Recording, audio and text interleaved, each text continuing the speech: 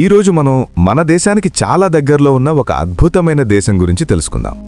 మన భారతదేశం నుండి కేవలం 50 కిలోమీటర్ల దూరంలోనే ఉన్న ఈ చిన్నదైన అద్భుతమైన దేశం ప్రకృతి సౌందర్యంతో నిండిపోయి ఉంటుంది. ఈ దేశాన్ని మణిమాల దేశం అని కూడా పిలుస్తారు. ఇక్కడున్న పచ్చని అడవులు, అందమైన కొండలు, సముద్ర తీరాలు చూసిన వారిని మంత్రముగ్ధుల్ని చేస్తాయి. ఇంకా రామాయణంతో సంబంధించిన ఎన్నో ప్రదేశాలు కూడా ఇక్కడ కనిపిస్తాయి.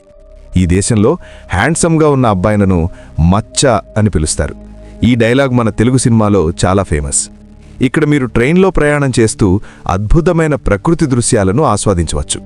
ఫ్రెండ్స్, ఇప్పటివరకు నేను మాట్లాడుతున్న దేశం పేరు శ్రీలంక. ఈ వీడియోలో శ్రీలంక గురించి మరికొన్ని ఆసక్తికరమైన, ఆశ్చర్యకరమైన విషయాలను మీతో పంచుకోబోతున్నాను. కాబట్టి వీడియోను ప్రారంభించే ముందు మీ సపోర్ట్ చాలా ముఖ్యం. ఈ వీడియోకి ఒక లైక్ చేయండి. ఇంకా మా ఛానల్ను సబ్స్క్రైబ్ చేయడం మర్చిపోకండి. శ్రీలంక మన భారతదేశానికి చాలా దగ్గరగా ఉన్న ఒక అందమైన ద్వీపదేశం. ఇది హిందూ మహాసముద్రంలో వెలసి ప్రకృతి సౌందర్యంతో మనసును కట్టిపడేస్తుంది. ఆశ్చర్యకరమైన విషయమేంటంటే ఈ దేశం భారతదేశానికి కేవలం సుమారు 35 నుండి 50 కిలోమీటర్ల దూరంలోనే ఉంది. శ్రీలంక అధికారిక రాజధాని శ్రీ జయవర్ధనపుర కోటె. అయితే ఆర్థిక మరియు వాణిజ్యపరంగా కొలంబో నగరం చాలా ముఖ్యమైనది. ఈ దేశ జనాభా దాదాపు 2 కోట్లకు పైగా ఉంటుంది. ఇక్కడ ప్రధానంగా సింహాల భాష మాట్లాడతారు. ఆ తర్వాత ఎక్కువగా ఉపయోగించే భాష తమిళ్. మతపరంగా చూస్తే శ్రీలంకలో బౌద్ధ మతాన్ని అనుసరించేవారు సుమారు 70% మందుంటారు. ఆ తర్వాత హిందువులు దాదాపు 13%, ముస్లింలు సుమారు 10%, క్రైస్తవులు సుమారు 7% వరకు ఉంటారు. ఇంకా ఒక ఆసక్తికరమైన విషయమేంటంటే శ్రీలంకను టియర్ డ్రాప్ ఆఫ్ ఇండియా లేదా ఇండియన్ ఓషన్ ముత్యం అని కూడా పిలుస్తారు. ఎందుకంటే మ్యాప్లో చూసినప్పుడు ఈ దేశం ఆకారం ఒక కన్నీటి చుక్కలా లేదా ఒక అందమైన ముత్యంలా కనిపిస్తుంది.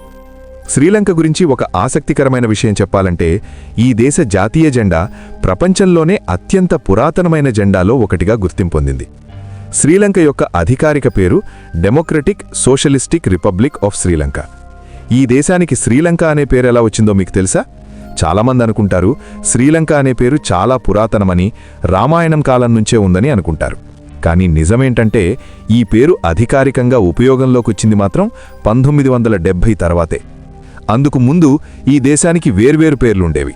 1505లో పోర్చుగీసులు ఈ దేశాన్ని సేలాబో అని పిలిచారు. తర్వాత బ్రిటిష్ పాలనలోకి వెళ్ళినప్పుడు దాని పేరు సిలోన్గా మారింది. విస్తీర్ణం విషయానికొస్తే ఈ దేశం మన తెలంగాణ రాష్ట్రంతో పోలిస్తే దాదాపు 2 రెట్లు చిన్నది. శ్రీలంక 1948లో బ్రిటిష్ పాలన నుండి స్వాతంత్ర్యం పొందింది. శ్రీలంకలో ఉన్న అనేక దేవాలయాలు మన హిందూ సాంప్రదాయాలతో, ముఖ్యంగా పరమశివుడితో గాఢమైన సంబంధం కలిగి ఉన్నాయని చెప్తారు. అందులో ముఖ్యంగా చెప్పుకోవాల్సింది ఒక పవిత్రమైన పర్వతం. దీన్ని శ్రీపాద పర్వతం అని పిలుస్తారు. ఇది చాలా పురాతనమైన, ఆధ్యాత్మిక ప్రాధాన్యం కలిగిన ప్రదేశం. కానీ బ్రిటిష్ పాలన సమయంలో ఈ పవిత్ర పర్వతానికి పేరు మార్చి యాడమ్స్ పీక్ అని పిలవడం ప్రారంభించారు. అయితే ఈ పర్వతానికి అసలు పేరు రత్నదీప పర్వతం అని పూర్వకాలంలో చెప్పేవారు. ఈ పర్వత శిఖరంపై ఒక దేవాలయం కూడా నిర్మించబడింది. పురాణాల ప్రకారం ఇక్కడ మహాదేవుడి పాదముద్రలున్నాయని విశ్వసిస్తారు. అందుకే ఈ ప్రాంతాన్ని కొందరు శివుని పాదం ఉన్న స్థలం అని కూడా భావిస్తారు. ఇంకా ఆశ్చర్యకరమైన విషయం ఏంటంటే కొంతమంది బౌద్ధులైతే ఇదే చోట గౌతమ బుద్ధుని పాదముద్రలున్నారని నమ్ముతారు. ఇదే కాకుండా శ్రీలంకలోని సాంధ్ర అడవుల మధ్య ఉన్న కొంతమంది చెప్తున్న ఒక రహస్యమైన విషయం కూడా ఉంది. అదేంటంటే ఒక ఎత్తైన పర్వతంలో రావణుడి గుహ ఉందని స్థానికులు నమ్ముతారు. ఆ గుహలోనే రావణుడు తీవ్రమైన తపస్సు చేశాడని పురాణాలు చెబుతున్నాయి. అంతేకాదు ఇప్పటికీ ఆ గుహలో రావణుడి శవం ఉన్నదని కొందరు నమ్ముతారు. ఆ గుహ ఎత్తు సుమారుగా 5000 అడుగుల వరకు ఉంటుందని చెప్పబడుతోంది. ఇది నిజమా, కేవలం నమ్మకమా అన్నది ఇప్పటికీ ఒక పెద్ద మిస్టరీగానే మిగిలిపోయింది. శ్రీలంకలో చిన్న చిన్న విషయాలే చాలా ఇంట్రెస్టింగ్గా ఉంటాయి.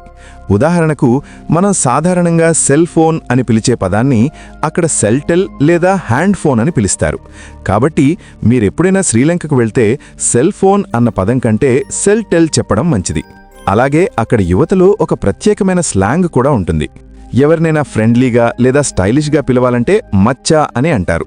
మన దగ్గర బ్రో లేదా అన్నా అన్నట్టే అక్కడ మచ్చా చాలా కామన్. ఇప్పుడు శ్రీలంకలోనే ఒక అద్భుతమైన, పవిత్రమైన ప్రదేశం గురించి తెలుసుకుందాం. అదే జయశ్రీ మహాబోధి. ఇది కేవలం శ్రీలంకలోనే కాదు, ప్రపంచంలోనే ఒక మనిషి నాటిన అతి పురాతనమైన చెట్టుగా గుర్తింపు పొందింది. ఇది ఒక పవిత్రమైన రావి చెట్టు. ఈ చెట్టు వెనుక ఉన్న కథ మరింత ఆశ్చర్యకరంగా ఉంటుంది. మన భారతదేశంలో సుమారు 2600 సంవత్సరాల క్రితం నిరంజన్ నది ఒడ్డున ఒక చెట్టు కింద గౌతమ బుద్ధుడు జ్ఞానోదయం పొందినట్టు చరిత్ర చెబుతోంది. ఆ చెట్టు నుంచే ఒక కొమ్మను తీసుకుని శ్రీలంకకు తీసుకువచ్చి అక్కడ నాటారని విశ్వసిస్తారు. అందుకే ఈ జయశ్రీ మహాబోధి చెట్టుకు ఎంతో ఆధ్యాత్మిక ప్రాముఖ్యత ఉంది. ఇప్పటికీ ఈ చెట్టును ప్రకృతి విపత్తుల నుంచి రక్షించేందుకు అక్కడి ప్రజలు మరియు ప్రభుత్వం ఎంతో జాగ్రత్తగా సంరక్షిస్తున్నారు. శ్రీలంక చరిత్ర చాలా పురాతనమైనది. దాదాపు 2500 సంవత్సరాలకు పైగా ఈ దేశానికి గొప్ప చరిత్ర ఉంది. ఈ రోజు కూడా మీరు శ్రీలంకకు వెళితే అక్కడ ఎన్నో పురాతన నగరాలు, అద్భుతమైన ఆలయాలు, వేల సంవత్సరాల క్రితమే నిర్మించబడిన మహా కట్టడాలను చూసి ఆశ్చర్యపోతారు. ముఖ్యంగా ఒక విషయం మనల్ని ఇంకా ఎక్కువగా ఆశ్చర్యానికి గురిచేస్తుంది. అది అక్కడ ఇరిగేషన్ సిస్టమ్. శ్రీలంక రాజులు వేల సంవత్సరాల క్రితమే భారీ నీటి ట్యాంకులు, చెరువులు, కాలువలు నిర్మించారు. ఇవన్నీ ఈ రోజు కూడా పనిచేస్తున్నాయి అంటే అప్పటి ఇంజనీరింగ్ స్థాయి ఎంత అద్భుతంగా ఉందో మనం అర్థం చేసుకోవచ్చు. చిన్న దేశం అయినప్పటికీ శ్రీలంక ప్రపంచానికి చాలా ముఖ్యమైన స్థానం కలిగి ఉంది. ఇది భారత మహాసముద్రం మధ్యలో ఉండటం వల్ల ప్రపంచంలోనే అత్యంత బిజీగా ఉండే షిప్పింగ్ మార్గాల్లో ఒకటి ఇక్కడి ద్వారా వెళుతోంది. యూరప్ నుండి ఆసియా వరకు వెళుతున్న చాలా కార్గో నౌకలు శ్రీలంక సమీపం గుండా ప్రయాణించాల్సిందే. ఇక ఇప్పుడు మరో ఆసక్తికరమైన విషయం. చైనాకు చెందిన బెల్ట్ అండ్ రోడ్ ఇనిషియేటివ్ ప్రాజెక్టులో భాగంగా శ్రీలంకలోని హంబన్టోటా పోర్ట్ చాలా ప్రాధాన్యత పొందింది. శ్రీలంక అప్పులు తీర్చలేకపోవడంతో ఈ పోర్ట్ను చైనాకు 90 సంవత్సరాల లీజుకు ఇవ్వాల్సి వచ్చింది. శ్రీలంకలో బాదులా నుంచి ట్రైన్ జర్నీ. ఇది ప్రపంచంలోనే అత్యంత అందమైన ట్రైన్ ప్రయాణాల్లో ఒకటిగా భావిస్తారు. రెండు వైపులా అంతంలేని పచ్చని టీ తోటలు, మేఘాల్లో కప్పుకున్న ఎత్తైన పర్వతాలు, ఆ పర్వతాల మధ్యగా మెల్లగా సాగిపోతున్న ట్రైన్. ఇది చూస్తుంటే మనం ఒక సినిమాలో ఉన్నట్టు అనిపిస్తుంది. మధ్య మధ్యలో చిన్న చిన్న గ్రామాలు కనిపిస్తాయి. పిల్లలు చేతులూపుతూ ట్రైన్కి స్వాగతం చెప్తుంటారు. చల్లని గాలి మన ముఖాన్ని తాకుతుంది. కొన్నిసార్లు మేఘాలు ట్రైన్ లోపలికే వచ్చేసినట్టుగా ఫీలవుతుంది. అంత అందమైన మాయలతో నిండిన ప్రయాణమిది. మన ఇండియాలో లాగా శ్రీలంకలో కూడా క్రికెట్ అంటే ప్రజలకు చాలా ఇష్టం. క్రికెట్ అక్కడ ఒక ఆట కాదు, ఒక పిచ్చి. 2022లో ఈ దేశం తీవ్రమైన ఆర్థిక సంక్షోభాన్ని ఎదుర్కొంది. డాలర్ నిలువలు పూర్తిగా ఖాళీ అయ్యాయి. ఇంధనం, ఆహారం, ఔషధాలు అన్నీ కొరత ఏర్పడ్డాయి. ప్రజలు తీవ్ర ఇబ్బందులు ఎదుర్కొన్నారు. చివరికి వాళ్లు వీధుల్లోకొచ్చి ప్రభుత్వానికి వ్యతిరేకంగా నిరసనలు తెలిపారు. ప్రజలు అధ్యక్ష భవనంలోకి కూడా చుచ్చికెళ్లారు. ఇది ఒక దేశం ఎలా ఆర్థికంగా కూలిపోతుందో చెప్పే ప్రత్యక్ష ఉదాహరణగా మారింది. ఈ దేశ జాతీయ జెండా గురించి చెప్పాలి. శ్రీలంక జెండాలో ఒక శక్తివంతమైన సింహం కనిపిస్తుంది. అది తన చేతిలో ఒక కత్తిని పట్టుకొనుంటుంది. ఆ సింహం ధైర్యం, శౌర్యాన్ని ప్రతీక. అదే సమయంలో జెండాలో ఉన్న 4 ఆకులు బౌద్ధ ధర్మాన్ని సూచిస్తాయి. ఇది కేవలం జెండా కాదు, ఆ దేశ చరిత్ర, సంస్కృతి, నమ్మకాలకి ప్రతిబింబం. ఇక ప్రకృతి విషయానికొస్తే శ్రీలంక ఒక చిన్న దేశమైనా ఇక్కడ కనిపించే జీవజాలం చాలా ప్రత్యేకం. ప్రపంచంలో ఎక్కడా కనిపించని కొన్ని అరుదైన జంతువులు ఇక్కడే ఉంటాయి. ఉదాహరణకు పర్పుల్ ఫేస్ లంగూర్ అనే ఒక అరుదైన కోతి జాతి ఉంది. ఇది చాలా రేర్, చాలా స్పెషల్. అలాగే శ్రీలంక లియోపార్డ్, ఇది కూడా ప్రపంచంలో ప్రత్యేకమైన జాతి. ఇది ముఖ్యంగా సింహరాజ అడవి వంటి ప్రదేశాల్లో కనిపిస్తాయి. ఈ అడవి బయోడైవర్సిటీకి చాలా ప్రసిద్ధి చెందింది. ఇప్పుడు ఫుడ్ గురించి మాట్లాడితే శ్రీలంకలో ఎక్కువగా అన్నంతో చేసిన వంటకాలుంటాయి. అక్కడ ప్రజల రోజువారీ భోజనం చాలా వరకు రైస్ ఆధారంగా ఉంటుంది. అక్కడ ఫేమస్ వంటకాల్లో కొన్ని హాపర్స్, మన ఆపం లాంటిది, బౌల్ షేప్లో ఉంటుంది. కొట్టు రోటీ స్ట్రీట్ ఫుడ్గా చాలా ఫేమస్, కట్ చేస్తూ చేసే వంటకం.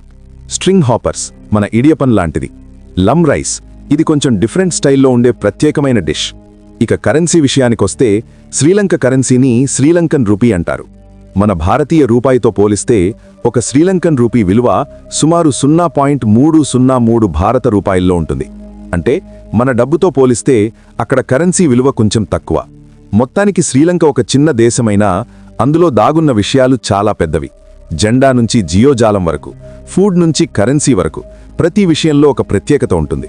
ఇలాంటి ఆసక్తికరమైన విషయాల వల్లే శ్రీలంకను ఒక్కసారైనా దగ్గరగా తెలుసుకోవాలని అనిపిస్తుంది. సో ఫ్రెండ్స్, ఇవి శ్రీలంక యొక్క ఇంట్రెస్టింగ్ ఫ్యాక్ట్స్. ఈ వీడియో మీకు నచ్చితే ఒక్క లైక్ చేసి ఛానల్కి సపోర్ట్ చేయగలరు. Thanks for watching.